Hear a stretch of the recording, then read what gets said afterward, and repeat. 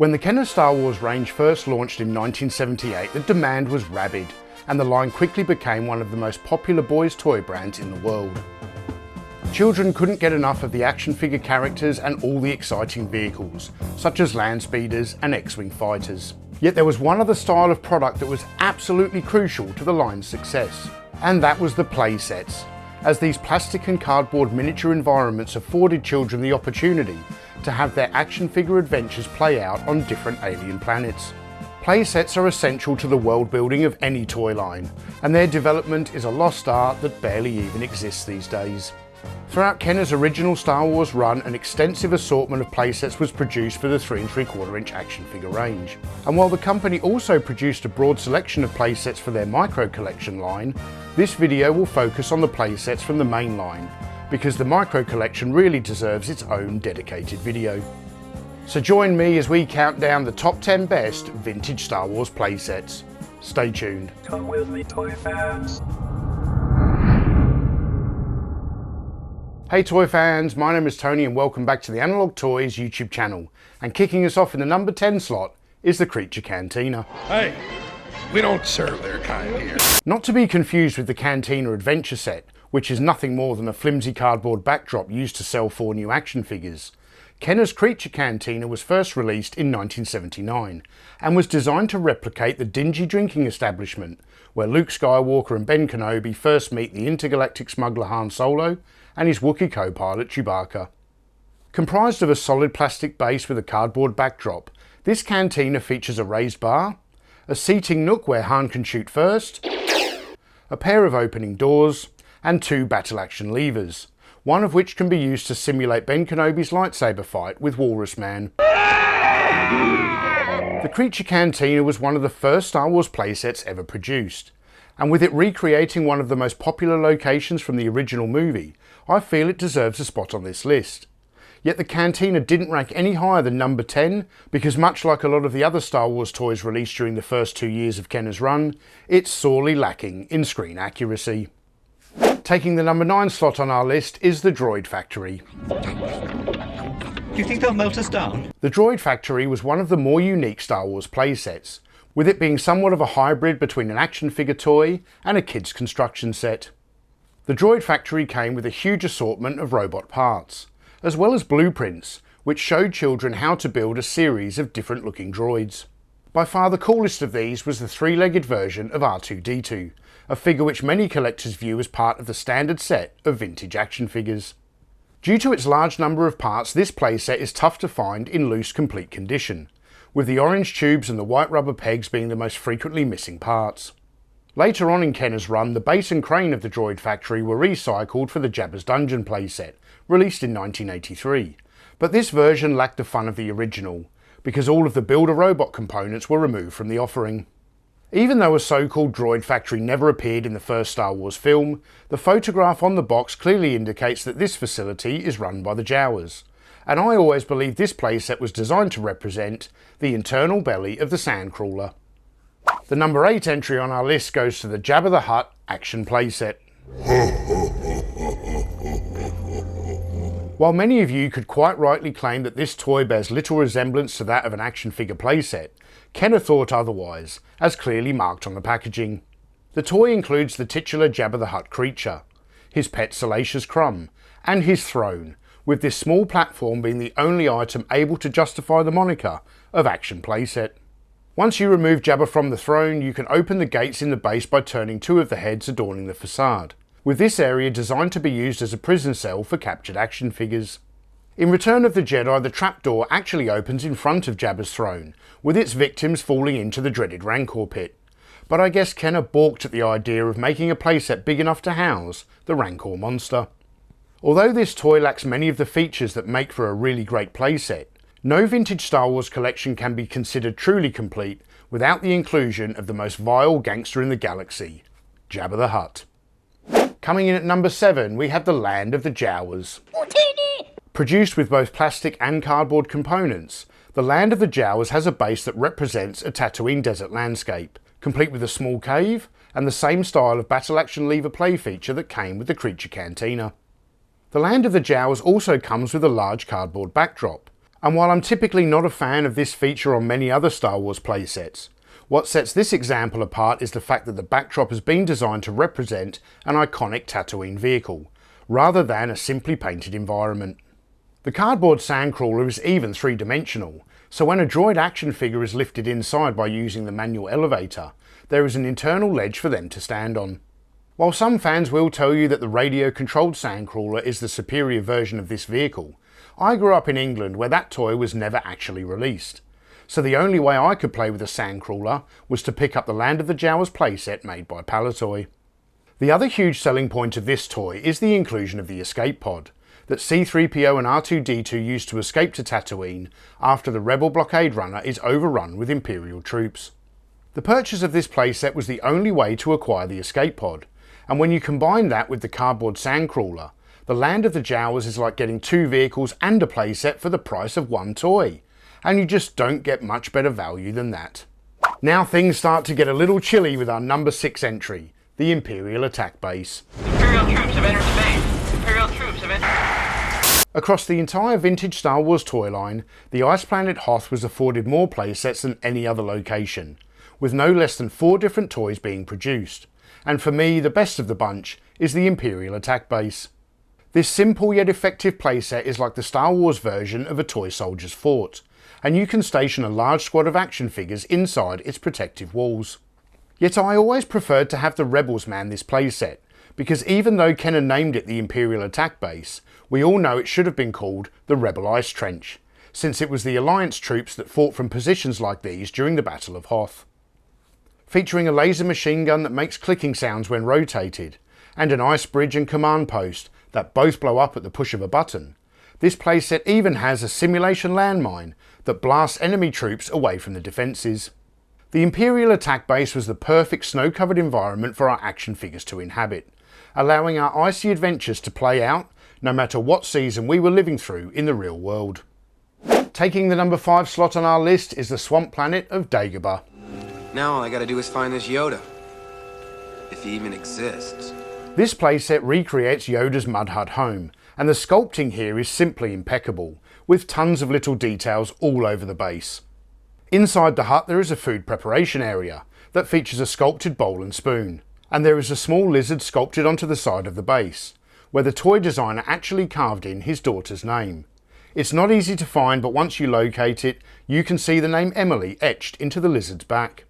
On one side of the playset there is a foam swamp that you can use to pretend that R2-D2 is sinking in the mud.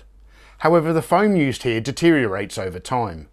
My example still has the original foam, but it is utterly useless now. Fortunately though, it is quite easy to fit a replacement foam panel in this area. Next to the swamp is the Jedi training area, that features a branch that you can clip onto Luke Skywalker and make him levitate. There are also a couple of cargo crates that can be levitated by pressing a lever to simulate Luke using the Force. This play feature can also be used to levitate R2-D2 by employing the adapter accessory. To use this feature, you remove one of the cargo boxes and place the cylinder over the post. You then insert the cylinder inside R2-D2's body, a bit like a butt plug. Get in there, you big Cheerio! I don't care what you smell! I think the Dagobah playset is absolutely beautiful, and a truly worthy location for training your action figures in the ways of the Force. Do or do not. There is no try. Coming in at number 4 on the list of the top 10 best vintage Star Wars playsets is the Ewok Village. I have a really bad feeling about this. This is one of the largest playsets that Kenner ever designed for the original Star Wars toy line, and it was meant to recreate the forest moon of Endor in action figure scale. Yet the first thing that sticks out to me is the total absence of any foliage, making the Ewok village look like a forest that's just been hit by a Category 5 hurricane. This is something that Kenner rectified when they reused the playset for their Robin Hood Prince of Thieves range. Yet despite this, the Ewok village is at least packed with some decent play features, such as a capture net, a rope winch powered elevator, and a boulder that can be used to take out any pesky biker scouts approaching the area. In the centre of the playset is a fire pit complete with a spit that a child could use to barbecue their Han Solo action figures. And the Ewok village also includes a simulated wooden throne and litter for carrying around C-3PO. While not much action really happened at the Ewok village during the film, Throw in a Scout Walker and a couple of speeder bikes, and you can easily recreate the Battle of Endor in toy form. As we get closer to the top slot, the number 3 entry goes to the Kenner Death Star space station. Don't be too proud of this technological terror you've constructed. At over 20 inches tall, with 4 floors on which one could recreate a whole host of exciting movie scenes, the Death Star playset was the largest Star Wars toy ever produced at the time of its release. The space station had a large laser cannon mounted on its top level, a retractable bridge in its middle portion, and even a working elevator shaft so your action figures can make their way to any one of the 4 levels. In the bowels of the Death Star lies the trash compactor, which our heroes can access via an opening hatch on the level above. This area is an entirely separate construct that can be removed from the space station to become its own mini playset, complete with a screw-in handle to make the walls close in, and a PVC rubber interpretation of the Dianoga trash monster. Kenner's Death Star has always been popular with collectors. However, piecing together a loose example can be quite the challenge, since several of its parts are small and easily lost. In particular, the plastic rope, which Luke uses to swing across the bridge gap, is extremely hard to locate. While the Kenner Death Star was a very popular toy, it was only sold for 2 years, before being discontinued in 1980. If you enjoy the content that we create here at Analog Toys, why not consider supporting us further by becoming a YouTube channel member? You can become an Analog Toys member by clicking the join button on any desktop or mobile device whenever you're watching YouTube. And depending on the tier you choose, you can get access to a number of different perks, including membership badges, early access to all of our feature videos, exclusive members-only content and video messages, sneak peeks at some of our upcoming features, and top-tier members will even receive a producer's credit at the end of all of our fully produced Analog Toys videos. We have big plans for the future of this channel, with lots of exciting videos in the works, so join the Analog Toys army today. The number 2 entry on our list breaks all the rules because it's technically a vehicle, and that's the Millennium Falcon spaceship. What a piece of junk! When I made my top 10 G.I. Joe vehicles video, I excluded the Flag aircraft carrier, because it's more of a playset than a vehicle. So I kind of reversed that thinking when I included the Falcon on this list, because in childhood I rarely flew this thing around the living room, as it spent most of its time grounded being used as an action playset. Heck, even a lot of Kenner's marketing material referred to this toy as an environment, and the removable roof panel enabled you to stage your figures inside the Falcon. The hinge loading ramp gives the action figures access to the ship's interior, where you'll find a gaming table in the corner. Just remember to let the Wookiee win. There is also a Jedi training ball hanging from a swinging arm, a rotating gunner's chair, and my absolute favourite feature of all, the smuggling compartment, where our heroes can hide from Imperial scanning crews. So while I freely admit that this is without doubt a vehicle, it's also really hard to deny that the Millennium Falcon doesn't make for a truly wonderful playset. Before we reveal our top pick for the best vintage Star Wars playset, let's take a look at the worst. Best, but it's pretty far, but I think we can make it. The Sears exclusive Cloud City playset is nothing more than a slab of cardboard that was primarily used to sell 4 new Star Wars action figures. The cardboard can be folded to create a 3-dimensional carbon freezing chamber. Yet when you compare this playset to earlier releases, such as the Death Star space station, it is beyond disappointing. Compounding my frustration further is the fact that the Cloud City scene in the movie was a wonderfully designed and truly exciting location, and it deserved a much better playset than this. So hats off to the Micro Collection for achieving something that was sadly never realised in the 3 3/4 inch range.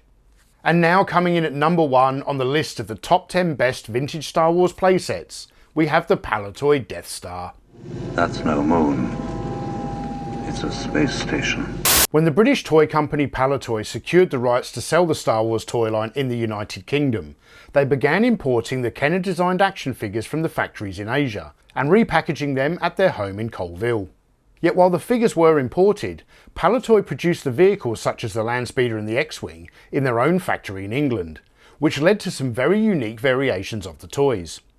Unfortunately though, the tooling for the Kenner Death Star playset could not be loaned to Palitoy for manufacturing, but it didn't really matter anyway, because it would have been difficult to sell this item in the UK due to its inevitably high retail price. This situation forced Palitoy to get inventive, and led to them producing arguably the most iconic product in the vintage Star Wars toy range. The British version of this playset was produced mostly from cardboard, and it was shaped like a half dome, as opposed to the American toy that could best be described as a segment of an orange, cut in half and standing on the flat face. Does anyone have any orange slices? Featuring multiple rooms, levels and corridors, the layout of the Palitoy Death Star provided more options for your heroes to sneak around. On the upper level is a gangway that was suspended above the docking bay, and this passageway leads to Princess Leia's detention cell that includes artwork of a cushioned bed printed on the floor. There is even a plastic chute that our heroes can use to escape the attacking stormtroopers, and Palitoy made sure that the figures could fit through here. This chute also leads to my favourite area of the playset, the trash compactor. Don't just stand there and try and brace it with something! This area has some terrific artwork, yet instead of including the Dianoga trash monster accessory that came with the Kenner playset, Palitoy simply opted to print an illustration of the creature onto the floor. A tab on the side of the playset can be slid sideways to simulate the walls of the trash compactor closing in. This is far more effective as a play feature than the separate construct that came included with the Kenner version, which required the use of a screw-in handle. And the fact that you can view your action figures from the same angle in which the movie scene was shot is the icing on the Palitoy cake. Even though the cardboard Death Star was not produced by Kenner, in my humble opinion, it is the greatest Star Wars playset ever created during the vintage era. Palitoy took one of the most astonishing locations from the first Star Wars film and delivered it to children in the form of a truly exciting toy, and for that, we are eternally grateful. The year is 1978, and Palitoy bring you Star Wars. Here on Death Star, Ben Kenobi combats the awesome power of Darth Vader, while Han and Leia battle for their lives in the trash compactor. Luke evades the stormtroopers with R2, D2, and C-3PO. But can he escape in the X-Wing fighter? Only you will know.